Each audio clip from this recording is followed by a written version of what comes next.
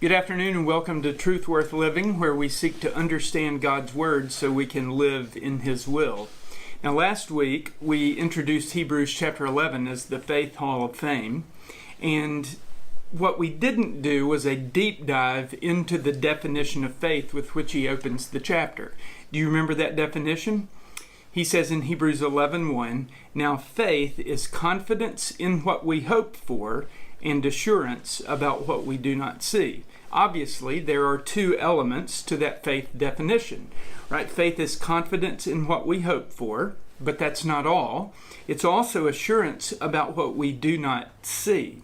Now, today what we're going to do is examine the first element of that faith definition.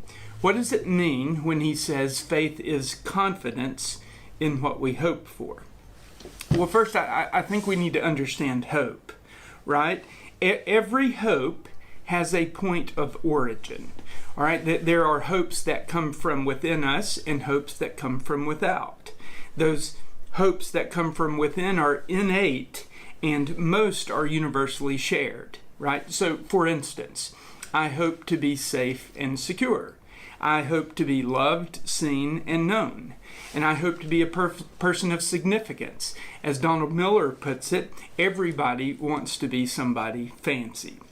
Those are hopes that come from within us. We are born with those kinds of hopes. And then there are hopes that come from without. They are nurtured hopes. Okay, I lived for 30 years of my life without ever having a cell phone.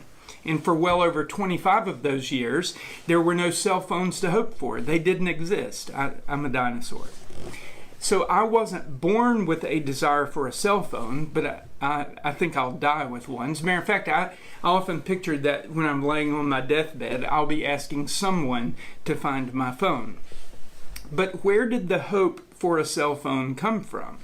Well, it came from outside me. I saw them, I heard people talking on them and talking about them, and seeing all the benefits and not having enough distraction in my life, I began to hope for a cell phone. It was a hope from without. So we can say for certain that our hopes are formed by nature, those that are innate, and by nurture, those that come from without. Now, the writer of Hebrews says that faith is confidence in the things we hope for. Is it confidence in everything we hope for? I don't think so. Some of the things that we hope for come from our deceitfully wicked hearts, right? Like, for instance, we hope that our enemies will fall flat on their faces in public. That would be a glorious thing to witness, but surely that isn't included in the definition of faith. So what is? Well, he's talking about the hopes that we have that come from God. Okay, and those hopes come from within and without, both within and without. The book of Ecclesiastes says that God put eternity in the heart of every man. That's an innate hope placed within us when we were knit together in our mother's womb. Our desires to love and be loved, to create and to matter, those all come from God. They are only satisfied in God, and they are present without the benefit of nurture. They come from within. But there are also hopes that are nurtured by God. As a matter of fact, Hebrews chapter 11 is proof that God can form our hopes through nurture. The writer sheds light on the lives of those great heroes of the faith for the purpose of inspiring and equipping us to live as they lived. When we are exposed to their exemplary way of life, then we hope to live the same kind of life. So the first element of faith, remember, contains God-given, God-formed hope. But it's not just hope. Faith is confidence in that hope. The question is, where does the confidence come from?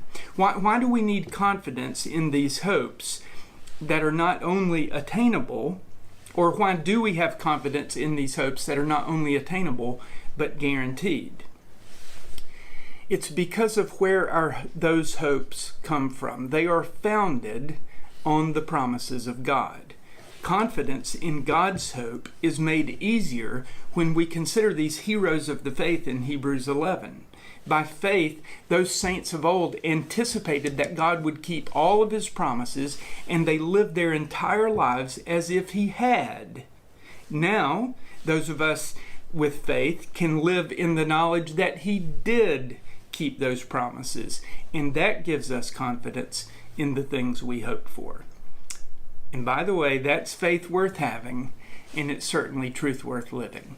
Thank you for joining me today. Hope you have a great afternoon. God bless you, keep you, cause his face to shine upon you, and give you peace. Goodbye.